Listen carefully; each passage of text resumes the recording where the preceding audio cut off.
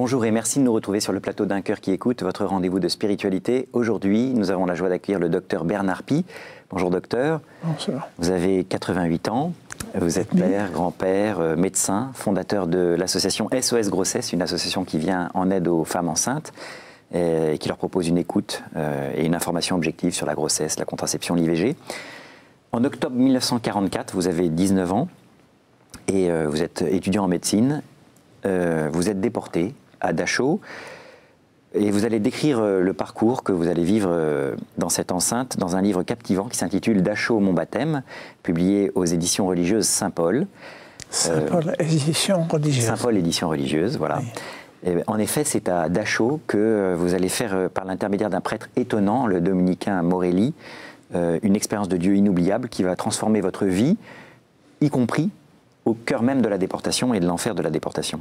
Alors on va revenir sur votre témoignage extraordinaire hein, qui m'a beaucoup touché, mais auparavant vous allez nous lire justement un texte du Père Morelli. Ceux qui se laissèrent prendre par la grâce furent élevés à des hauteurs insoupçonnées.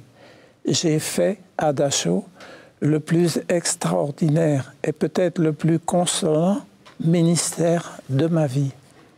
On sentait la grâce d'une façon presque tangible. Que de merveilles n'ai-je pas rencontré? Grâce de paix et d'abandon, grâce de patience, de force. Le leitmotiv de mes exhortations de confession était à peu près celui-ci. La grâce suit nos besoins. Vous avez, j'ai des besoins extraordinaires. Vous aurez, j'ai des grâces extraordinaires. Profitons-en. Plus tard, nous ne recevrons plus de telles grâces lorsque nous aurons retrouvé, si nous aurons retrouvé une vie normale. Alors c'est un passage extrêmement provoquant, hein. Enfin, on n'imagine pas qu'on puisse dire de telles choses. Et votre livre le rend merveilleusement bien. Vous exprimez même à la fin hein, une forme de nostalgie. Le Père aussi, Morelli, évoque cette nostalgie de cette grâce, de ces grâces extraordinaires que vous avez pu vivre dans cet enfer. Alors on va revenir sur ça, ça va être vraiment effectivement l'objet de cette émission. Le 9 octobre 1944, vous arrivez à Dachau avec votre frère, avec votre père, avec votre oncle André Carte. Parrain. Votre parrain. Vous arrivez donc le 9 octobre 1944 et vous allez passer donc 2 semaines en quarantaine. Oui. Et puis ensuite vous allez être affecté au bloc 24 avec votre frère. Vous allez être utilisé dans différents commandos de travail. D'abord le commando München et puis ensuite un commando Gartenhausen pour les jardins. Gartenhausen. Jardins extérieurs. Jardins extérieurs. Alors peut-être pour bien comprendre ce qui se vit à Dachau, est-ce que vous pouvez nous redire comment se déroule une journée dans un camp? Eh bien, réveil vers 5h moins le quart, obligation de se laver, alignement dans la cour qui jouxte la baraque et début des heures de comptage, parce que les SS ou les gardiens étaient très soucieux de tomber sur des chiffres exacts. Il fallait compter le nombre de morts qui était empilé dans le Waschraum, c'est-à-dire l'endroit où il y avait le lavabo, et il fallait compter les vivants et il fallait que ça coïncide. Ensuite, après ce comptage qui était long, il fallait aller en rang à la place d'appel et au bout de quelques minutes, un ordre allemand disait qu'il fallait se disperser de notre formation en baraque pour nous former en commando de travail. Pendant cette dispersion, il y avait un brouhaha où on pouvait presque tous les jours côtoyer quelqu'un qui se trouvait dans un endroit qu'on connaissait et qui pouvait éventuellement nous donner un petit bout de papier où il y avait un petit morceau d'hostie consacré. Alors on le prenait furtivement, on le cachait sur nous et on se communiait dans la journée quand on ne nous regarderait pas. Ensuite, c'était des ordres de départ en commando et des commandements allemands pour marcher au pas. Arrivé au commando, on nous distribuait des outils d'agriculture, des pioches, des pelles, des fourches, Et puis il fallait travailler sur un champ qu'on appelait les jardins extérieurs. Ça consistait surtout à entretenir des silos de pommes de terre et on faisait ça la journée. À 10 heures, il y avait un break où Martine, qui était un condamné allemand de droit commun, nous apportait une petite tranche de pain et un petit morceau d'1 centimètre de saucisson ou une petite bûchette de margarine. Ensuite, on prenait son travail. On avait une demi-heure d'arrêt à midi où on recevait une louche de soupe. Et on travaillait l'après-midi jusque vers 17h30, 18h, où on se rassemblait pour 19h en commando de bloc. Enfin non, toujours commando de travail. Et on revenait également au pas. Et on rentrait dans le camp où on était surveillé par deux Allemands qui regardaient si on n'avait pas des choses dans nos poches qu'on aurait pris. Et il y avait la dispersion et on rentrait dans nos commandos. Et après se passait le soir où on nous donnait la même ration qu'à 10 h du matin. Ça faisait à peu près peut-être 800, 900 calories à peu près pour la journée, quoi. Et puis on se couchait relativement tôt, sur ordre du chef de chambre, dans des lits recouverts. Des lits, c'était des chambrés avec en bois. Et il y avait des paillasses. Alors on se serrait tête bêche sur des paillasses. On était 2 par paillasse, un à la tête, l'autre aux pieds. Et on avait une couverture jusqu'au lendemain. Voilà. Alors, le régime alimentaire que vous subissiez faisait que vous vous dénutrissiez. Voilà, vous étiez on perdait à peu totalement. près 1 kilo par semaine. 1 kilo par semaine. Et pour survivre, il fallait trouver des moyens de récupérer Voilà. les calories autrement. Voilà, c'était notre grande obsession, organiser et travailler avec les yeux. Alors travailler avec les yeux, ça veut dire regarder sans cesse le capot de façon que dès qu'il ne nous regarde plus, on ne bouge plus pour économiser nos calories. On ne bouge plus. Et travailler avec et organiser, ça veut dire chercher par terre un bout de rutabaga glacé, un petit morceau de macumba, c'est-à-dire huile oléagineuse pressée, qu'on pouvait croquer entre nos dents, ou essayer de chipper quelque part un légume qui aurait été là. Et puis le mettre sur entre notre chemise et notre peau, parce qu'en hiver, il était gelé, alors il fallait le dégeler. Et donc, après, il fallait l'absorber ou le rentrer dans le camp. Alors, on dit souvent que c'est un enfer, ces camps de concentration. De fait, c'est un enfer. Qu'est-ce qui pour vous, a été le plus éprouvant, le plus difficile à vivre? Oui, ben, c'est la grande humiliation. Je vais vous dire que à Dachau, ce dont on souffrait, c'est la fatigue, le froid, pas la faim, parce qu'on cesse d'avoir faim au bout de 3-4 jours, la fonte musculaire, les poux, le mépris, même de nos co-déportés, qui étaient des Russes extrêmement courageux, que j'admirais beaucoup, et qui méprisaient les Français parce que les Français étaient malades et mouraient, tandis que, non, la saleté, l'impossibilité d'être généreux, et une humiliation finale, parce que j'ai eu un parrain d'adoption, qui est un jésuite célèbre, et qui, après la mort de mon père et de mon parrain, m'a adopté comme son parrain. Et la seule chose qu'il m'a dit après, c'est « Écoute, c'est quelque chose de difficile à te dire, Bernard, tu es sale. » Voilà. Alors c'est l'immense humiliation et le fait que le fier étudiant en médecine est éduqué à la Boy Scout avec les vertus de volonté, de courage, il faut percer, il faut réussir ses examens, il faut être exemplaire, etc. Toutes les vertus un peu à la Boy Scout que je respecte, qui sont de très bonnes vertus.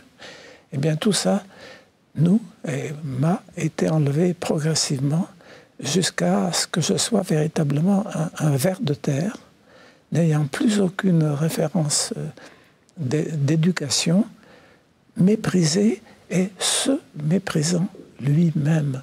Donc, je ne suis plus rien et Dieu lui-même ne m'aime pas. Il me méprise parce que je devrais me tenir bien. Je ne peux pas. Ce mépris de vous-même, vous le ressentez aussi, notamment à travers vous disiez l'impossibilité d'être généreux. Oui. Le fait, vous avez reçu 2 ou 3 fois maximum pendant le séjour que vous avez fait là-bas, des colis de la Croix-Rouge qui étaient envoyés de Suisse, réservés aux Français. C'est ça. Et impossible de partager ces quelques ressources caloriques qui allaient vous permettre de tenir plus longtemps. C'est-à-dire que là,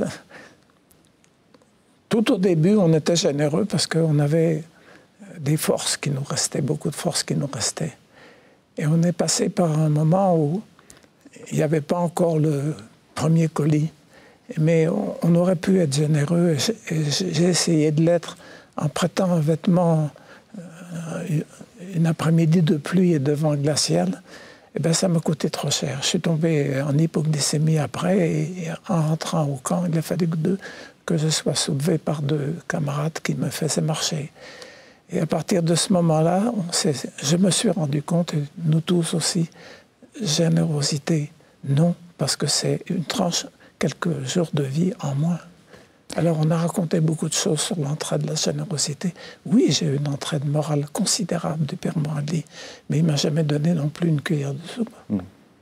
Alors justement, le Père Morelli, il fait partie de ce bloc 26 dans lequel on trouve les prêtres, les séminaristes. C'est ça. Ils ont un traitement un petit peu à part par rapport aux autres déportés.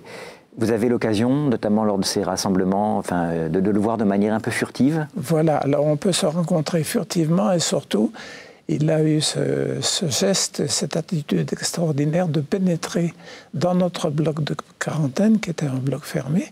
Il n'avait d'ailleurs pas l'autorisation de sortir des prêtres, aucun prêtre n'avait l'autorisation de sortir de leur bloc, mais il disait: c'est mon travail, je dois faire de l'apostolat et je suis dans la main de Dieu, donc je me présente à la porte, elle s'ouvrira pour une raison ou pour une autre, je passerai sûr de moi et puis je rentrerai dans d'autres blocs et je dirai à ceux qui sont là, je suis prêtre, je suis chrétien, est-ce qu'il y a des chrétiens chez vous? Est-ce qu'il y a des Français?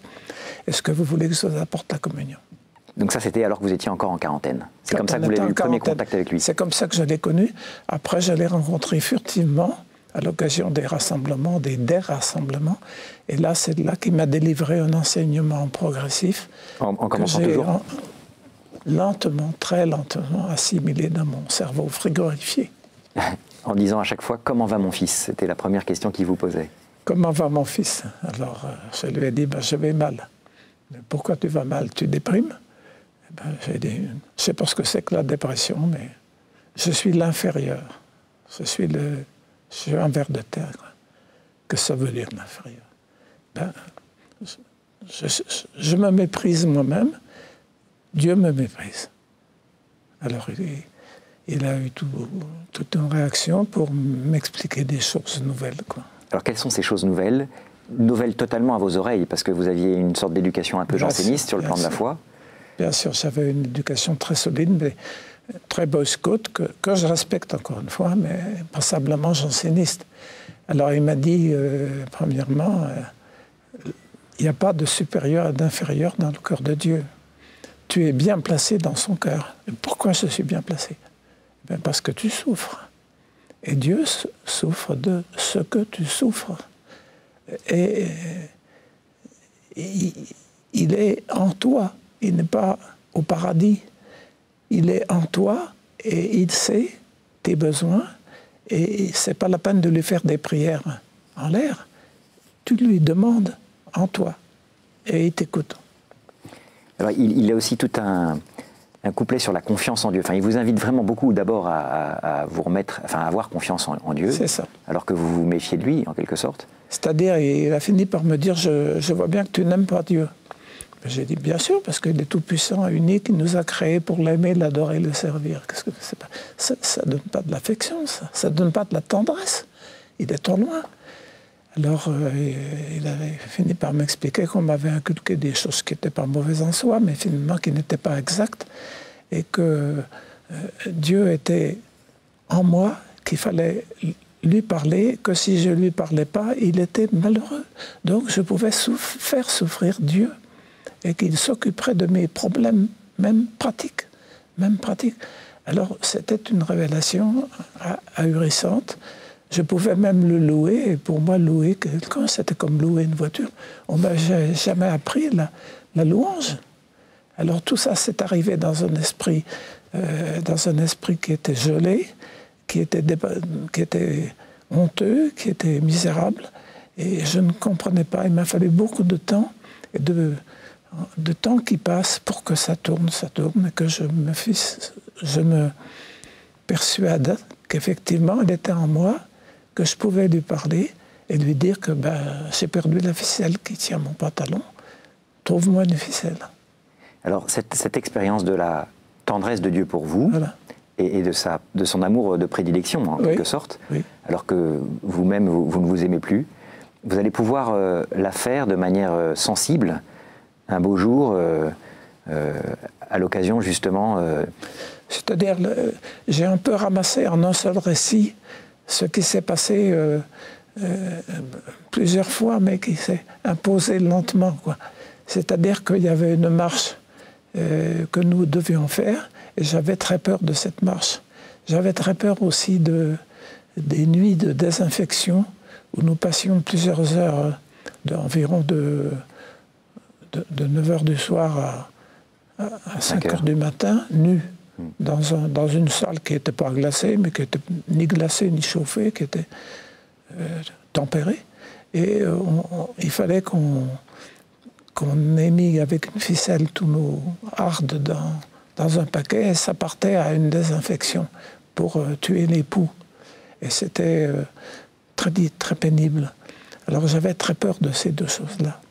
Et le père Morelli m'avait réprimandé en disant: arrête de te plaindre. Souris au moment présent. Au moment présent, tu auras la grâce du moment présent et la providence du moment présent. Tu n'es jamais seul. Tu es accompagné. Vous êtes deux. Alors justement, je me permets peut-être de lire un passage à ce sujet, parce que vous vous dites, mais comment je vais trouver la force de vivre ce moment présent ? Et il vous dit, ne me parle plus de force. Oui. La grâce est toujours abondamment proposée. Tu n'as pas à la conquérir, mais à ne pas lui résister. Les saints ne sont pas des héros, ce sont des hommes de moindre résistance à la grâce. Oui, ça c'est très très important. Ça, j'ai eu beaucoup de mal à le comprendre. Et ça ouvre tout à fait la voie à l'humilité. C'est-à-dire, si vous arrivez à faire quelque chose de bien, avec un B majuscule, ou de moins bien, mais enfin quelque chose de bien, c'est pas vous qui l'avez fait. C'est que vous avez laissé passer la grâce en vous, et puis que vous l'avez laissé sortir sous forme de gestes ou de dons ou de ceci, cela. Et donc les saints ne sont rien d'autre que des âmes de moindre résistance à la grâce de Dieu. Alors cette grâce, vous allez vraiment l'expérimenter de manière forte et goûter son amour. Est-ce que vous pouvez nous raconter ce moment où vous allez être envahi par l'amour de Dieu, oui, malgré vous? Vous dites que c'est une sorte de dessert. Voilà, c'est indépendamment des plantes que le père Morelli a plantées dans mon jardin devenu désert, mon potager devenu désert, et qui lentement poussait avec ses enseignements et ses phrases fortes, même ses ordres, fais ceci, etc. Eh bien, il est arrivé un après-midi que nous attendions dans le temps lugubre et dans le froid, et en résistant comme on peut, et en travaillant avec les yeux, et en cherchant de quoi ramasser, que j'ai été pris d'une chaleur ici, à la poitrine à gauche, qui est devenue à la fois une joie et un amour de puissance inimaginable, progressif, qui s'est implanté, qui est passé par un maximum jusqu'à ce que je balbutie d'amour pour nous tous, pour le capot, le chef de chambre, pour l'imbécile Martine qui nous apportait le broussailles, pour la brute chef de chambre qui m'avait lynché sous prétexte que je faisais du commerce, etc. J'ai senti un amour immense, curieusement ici. Et je me suis dit, mais pourquoi? Eh bien, bon Dieu, j'avais oublié la petite hostie qu'on m'avait donnée le matin. Et je l'avais mise là. Alors, bon, c'est pas ça qui m'a converti aux idées du Père Morelli. Ça a été, comme vous dites, un dessert. Je l'ai eu à côté, après les autres enseignements. Et je lui ai raconté, quand je l'ai rencontré la prochaine fois, naturellement, comme un homme d'église, il a dit, oh oui, ça. Il n'en a jamais parlé, mais je m'en fichais. Je n'en avais pas besoin. C'était un signe pour moi qui fait que je me suis dit, ce qu'il me m'a raconté n'est pas idiot. Et le fruit, en tout cas, ça a été effectivement cet amour, y compris de l'ennemi. Et ça, c'est quelque chose de surnaturel. Tout à fait, oui, tout à fait. On est tous embarqués. Les pauvres sentinelles qui sont honteuses de porter l'uniforme allemand alors que l'Allemagne va être vaincue. Les gardiens qui nous gardent vont être lynchés ou en prison. Et l'Allemagne est vaincue et nous, on sera, si on s'en tire, on sera glorieux. Eh bien, je les aimais et les Russes qui nous méprisent, j'avais envie de les prendre dans mes bras en disant, mais vous ne savez pas, tu ne sais pas que tu es aimé. Tu ne sais pas que tu es aimé. Moi, je sais, je viens de le savoir. Je voudrais que tu comprennes. Mais ce n'était pas possible. Alors, malgré tout, vous continuez d'avoir cette peur en vous, cette peur que cet ordre implacable Kohlrabi, qui vous amène à faire une marche forcée très lointaine pour aller chercher des radis, surgissent à nouveau et vous voient défaillir. Parce que si jamais vous défaillez pendant la marche, les coups pleuvent, les humiliations... Voilà. Et donc vous avez quand même cette peur et vous avez à nouveau un dialogue avec le Père Morelli. Voilà, j'ai un dialogue avec lui en disant tout ce que vous me dites sur le fait que la grâce est la grâce du moment présent et que tu dois sourire au moment présent et ne pas penser aux grâces passées ni au futur inquiétant. Eh bien, elle te viendra à chaque kilomètre. Et je l'ai poussé dans ses retranchements jusqu'à lui dire ben, c'est très bien tant que je serai vivant. Bon, le premier kilomètre, la grâce du premier kilomètre, deuxième kilomètre, la grâce du deuxième kilomètre, troisième, etc. Mais si je viens à mourir. Si je viens à mourir. Alors il a plissé ses yeux, il m'a regardé avec un petit sourire très affectueux, un peu ironique, et il m'a dit ben, mon petit Bernard, tu auras la grâce de bien mourir. Tout est grâce. Ah ben, je me suis dit, alors, bon Dieu, alors, il n'y a pas de problème. Alors c'est là qu'il m'a dit une phrase, tout est grâce. Alors cette phrase maintenant, on la ridiculise. Dans les réunions nouvelles, on dit autrefois, on disait tout est grâce. C'est complètement con, mais là, c'était pas con. C'était pas con. Et de fait, quand cet ordre a été donné, vous avez expérimenté j'ai fait la marche avec Dieu, avec la plus grande sérénité, et au terme, j'ai été serein. Effectivement, j'ai un peu résumé, si vous voulez, j'ai un peu résumé tout ça en une seule marche, mais ça a été quelque chose qui a été lentement imposé. Je suis passé, c'est pas uniquement cette marche qui m'a fait passer de la désespérance à la sérénité. C'est l'ensemble des choses qui ont lentement poussé dans le jardin. Et puis la petite cuillère de dessert qui m'a été donnée avec cette extase. Je vous cite, comme une marée descendante, la peur se retire. Oui. Il m'accompagne de tout près. Oui. Je suis isolé en lui. À Dachau, j'ai trouvé un bonheur. Oui. Je n'ai plus peur de rien. J'ai essentiellement confiance. Ce jour-là est le plus important de ma vie. Donc ça a été vraiment une expérience, effectivement... Voilà, c'est-à-dire qu'il disait, il faut que tu fasses confiance, avec accent, donc c'était C-O-N-F-I, 2 L-A-N, c'est confiance, parce qu'il était marseillais. Et alors c'est ça qui fait que vous avez... quand on parle de la nostalgie de Dachau, c'est de cette expérience d'intimité si proche. Oui, c'est-à-dire que... nous sommes, certains d'entre nous, et j'ai eu la grâce d'y être, placé vraiment au sommet d'une montagne sainte, avec beaucoup de souffrance à la clé et des larmes, quelquefois des larmes de sang. Mais la vie a passé, je suis revenu, j'ai travaillé beaucoup, J'ai perdu ma première femme, j'ai perdu ma deuxième femme. J'ai eu des aventures pas faciles dans ma vie. Cet enseignement m'a toujours servi, mais je ne peux plus dire maintenant, à 88 ans et demi, que je suis sur la montagne sainte. Vous comprenez, moi, il me faut mon petit whisky, il me faut mon petit café à telle heure, il faut que je me couche à telle heure, il faut mon petit confort pour tenir et pour faire encore une activité. Merci beaucoup, docteur. On va devoir malheureusement terminer cette émission. Je rappelle que vous êtes donc un des rares survivants de cet enfer du camp de Dachau, que c'est à Dachau que vous avez fait une expérience de l'amour de Dieu qui a bouleversé votre vie. Je rappelle que vous racontez cette magnifique histoire dans un livre publié aux éditions Saint-Paul, éditions religieuses, Dachau, mon baptême. Voilà, c'est ça. Voilà, je rappelle aussi que vous êtes également fondateur de SOS Grossesse, une association qui vient en aide, cofondateur, en aide aux femmes enceintes, qu'on peut découvrir sur www.sosgrossesse.org. Merci encore d'avoir accepté notre invitation, docteur. Quant à nous, nous nous retrouvons la semaine prochaine pour une nouvelle émission. Ceux qui veulent revoir cette émission peuvent le faire sur le site internet de KTO, www.ktotv.com.